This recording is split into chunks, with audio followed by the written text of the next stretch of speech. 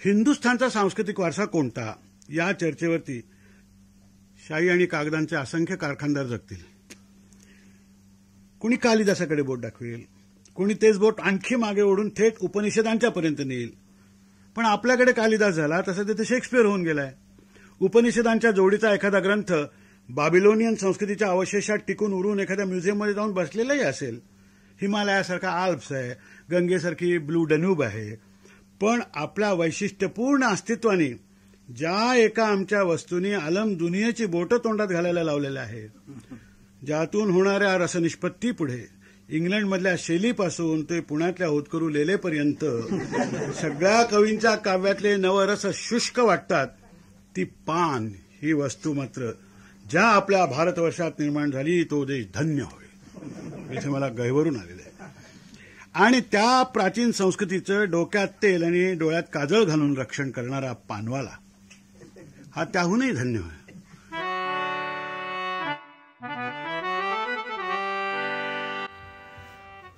पुलं म्हणतात तसं आपल्या संस्कृतीचं रक्षण करणाऱ्या अशाच एका पानवाल्याला आपण आज भेटूयात. पुण्यातल्या गरवारे कॉलेज समोरचा अनिल पानवाला. अनिलला खरं तर सेलिब्रिटी पानवाला म्हटलं पाहिजे, कारण भीमसेनजींसारखे गायक असो वा अनेक अभिनेते, अगदी राजकारण्यांना सुद्धा त्याच्या पानाने तृप्त करणारा हा सेलिब्रिटी पानवाला अनिल परदेशी.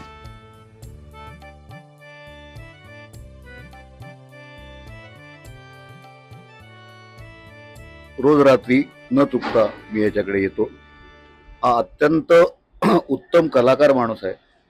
याचं गाण्याचं नॉलेज हे कोणालाही बीट करेल असं आहे. म्हणजे यांनी मला सांगितलेली एक गंमत तुम्हाला सांगतो की ह्याने मला सांगितलं, तुम्हाला लता मंगेशकरच्या नावाची गंमत माहिती का? म्हटलं नाही. तर म्हणाला, तिचं नाव लता नव्हतं, तिचं नाव हेमा होतं. पण त्यांना जी पहिली मुलगी झाली ती गेली आणि तिचं नाव त्यांनी लता ठेवलं होतं, म्हणून हिचं नाव लता ठेवलं. हे पण याला माहिती. आणि हा थोडंसं पानही बरं करतो. कसं कसं पान, पण पानाबद्दल काय माहिती? पानाबद्दल काय तुम्हाला सांगू का, की पान सगळेच लावतात आणि सगळे पानवाले चुनाही लावतात. क्या बात आहे, क्या बात आहे. पण आण्याच्या पानाबद्दल एवढंच सांगतो की याच्या पानांनी कोणाची जीभ भाजली नाही, थोडीशी चुरचुरली.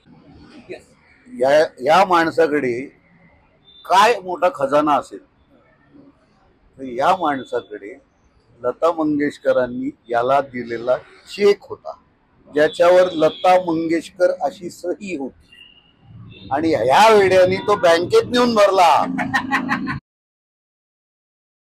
मी त्याला म्हणलं, अरे तो आज ठेवला असता तुला करोडो रुपये दिले असते लोकांनी. पण तो म्हणाला, अहो काय करू, त्यावेळेला मला पैशाची गरज होती, मी लगेच जाऊन भरला.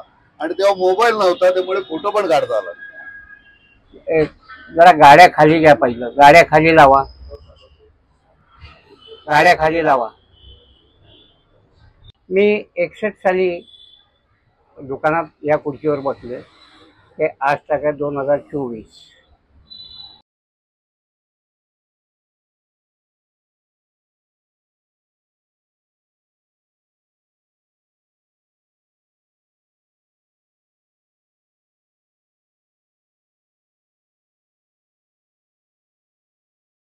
हे दुकान मी त्या काळापासून चालवतोय ते आज तक आहे.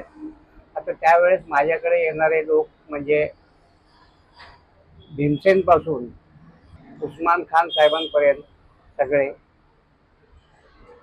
डागर बंधू, शाहिद परवेज, गुलाम रसूल खान साहेब, शांता प्रसादजी, अनिंदो चटर्जी तबला, असे सगळे दिग्गज, फिरोज दस्तूर, जसराजी, अप्पा जळगावकर, असे सगळे मंडळी माझ्याकडे येऊन गेले. आणि त्याच्यानंतर माझ्याकडे एक माझी इच्छा होती की लताबाईंना एकदा तरी मी दुकानात उभं करायची माझी इच्छा होती. तर ते एकदा नाही, माझी इच्छा 6-7 वेळा पूर्ण झालेली. आणि त्या वेळेला मला लताबाईंनी, म्हणजे अख्खी फॅमिलीच ती सगळी इथं लताबाई हृदयनाथ, परत उषाताई आणि त्यांची फॅमिली सगळी इथे, आणि नंतर 2-3 वेळा माझ्याकडे आशाबाई त्या सुधीर गाडगीळांबरोबर आलेल्या. तर असा मला हा सगळ्यांचा संवाद लाभलेला आहे. सुधीरजी फडके, सुधीर बाबूजी फडके ते पण माझ्याकडे बऱ्याच वेळा, श्रीकांत देशपांडे. आता खासियत म्हणजे असं काय ना की त्या काळामध्ये एक दुकान म्हणजे त्या काळात एवढं दुकानं नव्हती पानाची, आणि पट्टीचा पानवाला असा कोणी नव्हता. तो एकुलता एक, मी आजही त्या काळातलं एकुलता एक राहिलेला माणूस आहे मी पुणे शहरात. आता माझ्या काळात जी लोक पुणे राहीत नाहीये, तर अशा मी आज सगळ्यात त्या लोकांना इतकं काही सांभाळून घेतलं आणि इतकं काय त्यांनी मला सांभाळलं की, आणि त्यांना काय हवं आहे हे मला पूर्णपणे माहिती आहे. त्यामुळं मी त्यांना तसं देत गेलो आणि सगळं प्रेमाने देत गेलो मी. आणि ते लोक दिवसा रात्री संध्याकाळी 2-2 वाजेपर्यंत रात्री माझ्याकडे असायचे. आप्पा जळगावकर, एकदा त्यांचा 60वा वाढदिवस होता. त्या साठीला आप्पा, जसराजजी आणि श्रीकांत देशपांडे हे 3 जण आले आणि मला म्हटले की अरे अन्या, माझा वाढदिवस आहे. तर मी म्हटलं आप्पा कितवा वाढदिवस आहे? तर ते मला म्हटले की 60वा वाढदिवस आहे. तर मला म्हटलं की ते वर्गणी मला पाहिजे तुझ्याकडनं. ते म्हटलं देतो की आप्पा. दिली. म्हटलं किती? ते म्हणजे मी 51 रुपये दिले. तर म्हटलं लगेच बघ श्रीकांत, कर पावती.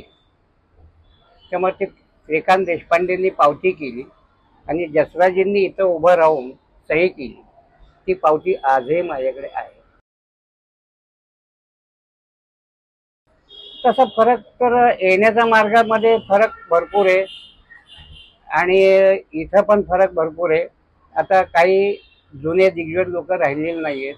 आता यंग जनरेशन आहे, त्यांनाही सांभाळून घेतो मी. मला काहीच वाटत नाही. फक्त एवढंच आहे की त्यातनंही पण मी यंग जनरेशनमध्ये खरोखर कोण जुनियन आहे ज्याला कळतं त्यालाच मी ठेवतो इथे. बाकीच्यांना मी बाहेर काढतो. तुमच्या पानाच्या दुकानांनी काय टिकवलंय?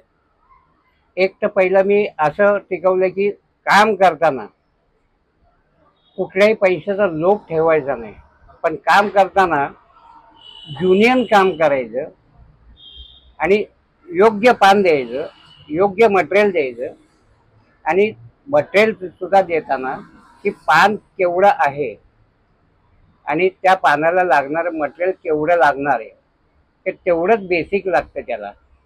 तर त्या पानाला चव कशी आणायची ते ह्या हातामध्ये आहे माझ्या.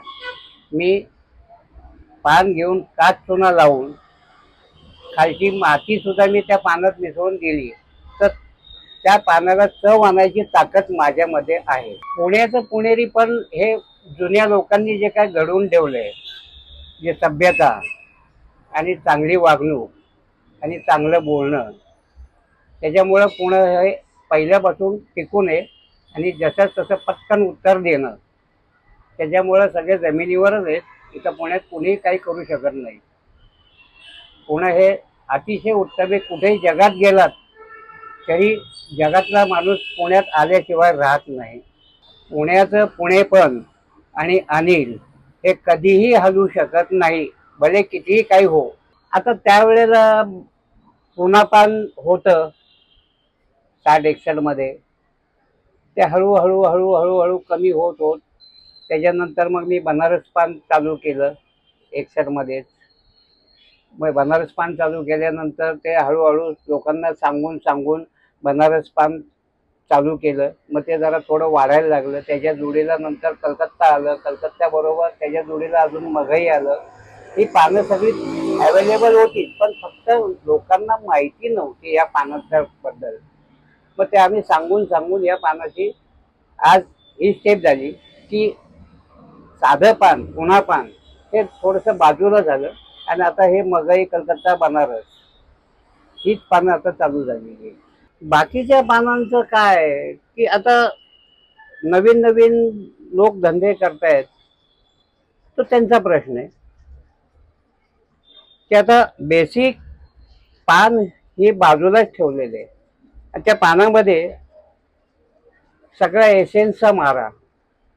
कोणी चॉकलेट पान विकते, कोणी स्ट्रॉबेरी पान विकते, कोणी पायनॅपल, कोणी खस आणि कोणी ड्रायफ्रूट पान. आता हे पान जर लोकांना सवय लावत गेलात तर मग मी उद्या असं पण करेल ना की पान घेऊन एक गुलाबजाम ठेवतो आणि गुलाबजाम पान खा म्हणून असं सांगतो. असं चालेल का? तर नाही चालणार. समोरचा बेसिक माणूस पान खायला लागला तर त्याला पानाचीच बेसिक चव द्यायला पाहिजे, असं माझं म्हणणं आहे. आता मटेरियलची गरजच लागत नाही मुळात त्याच्या रंगायला, कारण की तुमचा खेळ सगळा हा पान आणि काच चुना याच्यावरतीच आहे. फक्त बाकीचं तुम्हाला मटेरियल टाकायची गरजच नाहीये. त्याच्यात जेवढी तुम्ही चव देऊ शकाल ती तेवढी ताकदही तुम्हाला तुमच्यात पाहिजे चव देण्याची, तर ते पान. बाकी काही टाकलं नाही तरी चालते. तो नुसतं काच चुना आणि पान याच्यामधला जो स्वाद आहे तो सगळ्याला भारी आहे.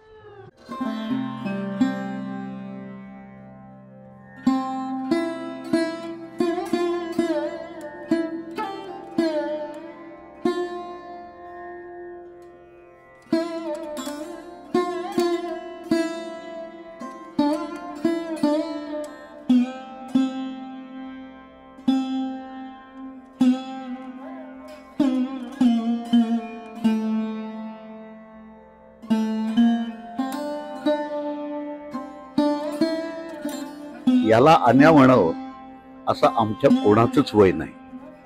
हा 20-25 वर्षांनी माझ्यापेक्षा मोठा आहे, पण आम्हाला काय कुठला अधिकार मिळाला माहित नाही. याला कधीही अनिल शेठ, अनिल राव असं कोणीही उल्लेख केलेला मला माहिती नाही. आणि या दुकानाचं नाव माहिती आहे का तुम्हाला? कदाचित त्यालाही माहिती नसेल. या दुकानाचं नाव आहे बालाजी पान शॉप. तुम्ही कोणालाही विचारा बालाजी पान शॉप, सगळे सांगतील माहिती नाही. अन्याचं दुकान माहितीये का? म्हणजे फुलांनी जे लिहिलेलं आहे की पान खाऊन तिथे मंगलाचे सडे मारणारा खरं गिराईक. अन्याची सगळी गिराईक अशी आहे. क्या बात है, क्या. Thank you.